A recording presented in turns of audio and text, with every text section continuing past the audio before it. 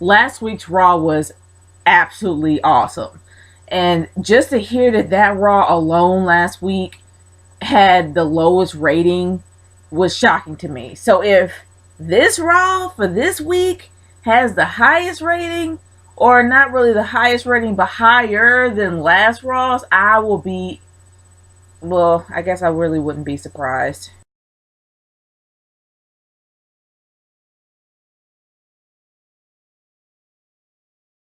There were so many great things that started off of last week's Raw, and I thought that somehow that this Raw would actually pick that up, especially on how they actually announced there was going to be a second pay-per-view towards the end of the month. So you would think that they would actually try to do something to hype that up, or at least make the Raws better to watch, especially for the fact that it's 3 hours long. But honestly, they started off with the usual thing, with Triple H making his return for a segment that actually lasted. It felt like it lasted about maybe a good 3 or 4 minutes, maybe five. I don't have a timer, but it just felt that long.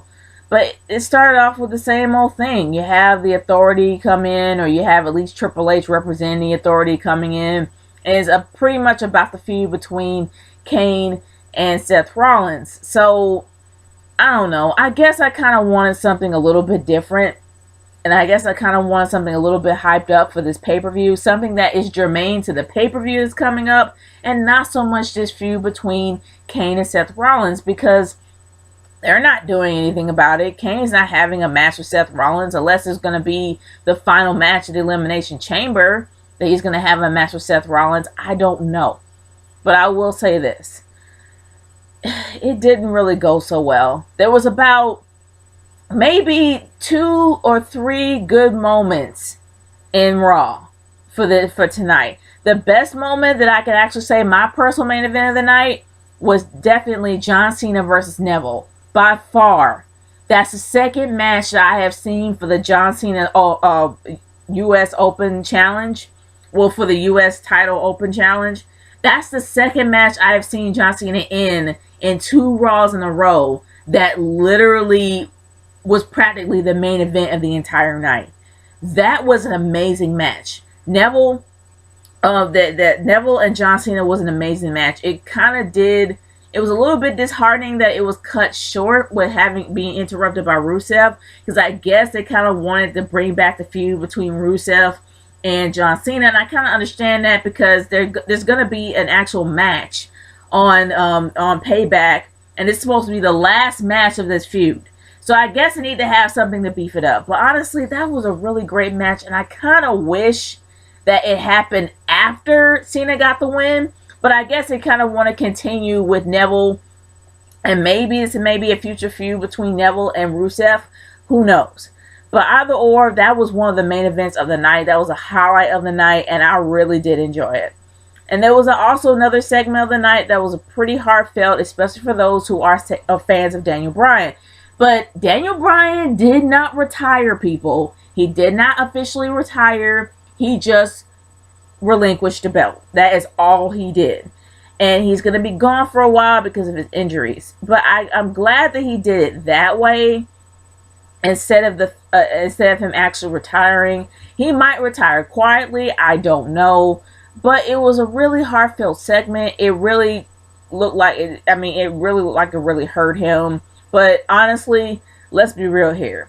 If these guys officially had a union as well as some decent healthcare coverage and probably a few breaks here and there and not have to work so hard at least 24/7 or at least 12 months out of the year, then this probably wouldn't be happening as often, people. I've already stated in one of my discussions how I feel like that these people really need to be unionized, and it shows right here that Daniel Bryan, the amount of injuries that man's had, the amount of injuries that most of the WWE superstars had, especially Divas too, this shows that they really need to do something about this. Seriously. Or they're going to lose a lot of money. Daniel Bryan is probably one of the top guys that they have right now. Since John Cena has kind of taken a little bit of...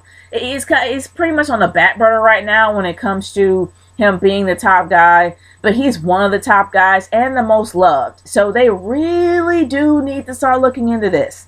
That's just me personally, guys. I really feel they really need to start looking towards the future and actually do something about this. Like, seriously, start investing more into your superstars instead of new merchandise and all this other stuff, and start looking into your superstars, because you don't want them to be all broken and beaten up, and when they're actually requested even more, they won't be able to do the job. But either or, I'm not going to dive into that. That's a whole new discussion in itself, and that's a discussion that I've already discussed. So, but I will say this. Daniel Bryan is not retired. He just relinquished the belt. But down the line, it became a lot harder to stay awake. I'm not going to lie. When I hit that second hour, it was hard. It really was hard. But I will say this. It was nice to actually see a decent Divas match. And the Divas matches are becoming better and better and better as time goes on. And it was actually nice to see Tamina wrestle against Brie. And it was an okay match. I mean, of course, Tamina is a little bit stronger than Brie Bella. But it also looked like Tamina kind of gained a little bit of muscle. Like, she gained a little bit of weight. Maybe a little bit more muscle mass. But either or, that chick took her down. But it's really interesting to see how much of a heel that Naomi can be. But it kind of makes me sad that Naomi actually has to have a bodyguard when she can pretty much handle her own. But despite all that, it was a really interesting match. I like seeing it. I really did. And I know it had to be difficult for Brie as well. We're seeing her husband out there relinquish the belt, but I'm not going to get into that either.